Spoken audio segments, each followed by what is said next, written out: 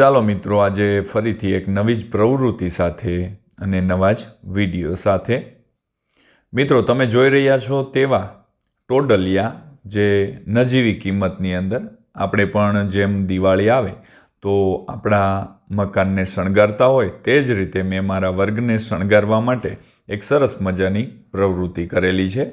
અને આજે free time હોવાથી મિત્રો આજે બાળકો પણ દિવાળી કાર્ડ અને વિવિધ પ્રકારના દીવડાઓ બનાવી રહ્યા હતા. તો મને પણ થયું કે ભાઈ જે બાળકો પ્રવૃત્તિ કરે છે તો હું પણ કંઈક સાથે સાથે પ્રવૃત્તિ કરું.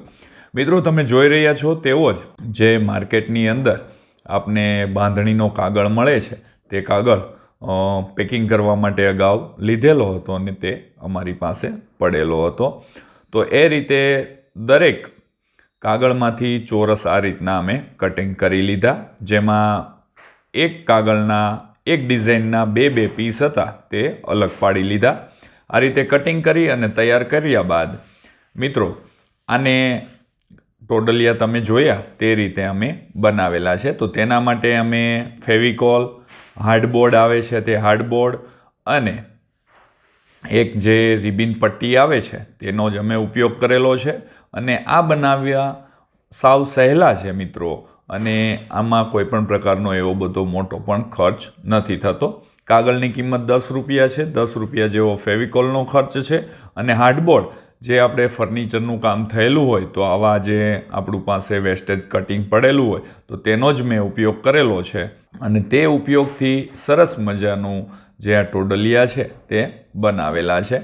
તો મિત્રો તમે મારા અલગ અલગ પ્રકારના ઘણા બધા વિડીયો તમે જોતા જશો. જો તમને મારા આ વિડીયો સારા લાગતા હોય તો લાઈક અને શેર અને કોમેન્ટ કરવાનું તો ભૂલતા જ નહીં. મિત્રો આ રીતે ફેવિકોલ કમ્પ્લીટ આખા હાર્ડબોર્ડ ઉપર લગાવી અને વ્યવસ્થિત લગાવી દીધેલા. તમે જુઓ છો તે રીતે ફેવિકોલનો જ ઉપયોગ કર્યો છે જેથી કરી અને આપણે જે આ પ્રવૃત્તિ કરીએ તો તે લાંબો ટાઈમ ટકે. જેથી કરીને આ ટોડલિયાને આપણે બીજી રીતે ઉપયોગ કરવો હોય તો બોર્ડની બંને બાજુ લગાવી શકાય. ત્યારબાદ 26મી જાન્યુઆરી 15મી ઓગસ્ટમાં જે આપણે સ્ટેજનું શણગાર કરેલો હોય તેની અંદર પણ આપણે આ ટોડલિયાનો ઉપયોગ કરી અને કંઈક આપણું સ્ટેજ છે તેને આપણે અલગ રૂપ આપી શકાય છે.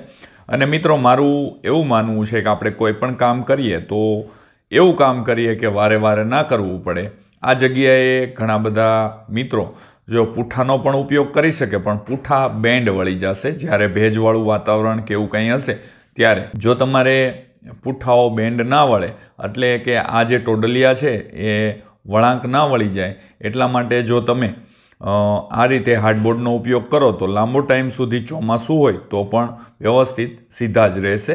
અને આ રીતે થોડી થોડી જગ્યા રાખી અને મેં જે આપણે માર્કેટની અંદર જે રિબિન પટ્ટી આવે છે તેનો ઉપયોગ કર્યો છે. જો અત્યારે તમે જોઈ રહ્યા છો મારી સરસ મજાની જે અલગથી કલર કરેલી દિવાલ હતી તેમાં મેં લગાવ્યા તો કેવા સરસ મજાના દેખાય છે. મિત્રો તમે પણ આવી જ ટ્રાય કરજો જેથી કરી અને બાળકોને પણ કંઈક નવી પ્રવૃત્તિ કરવા મળે અને જોવા મળે અને આપને પણ કંઈક નવા આઈડિયા મળે.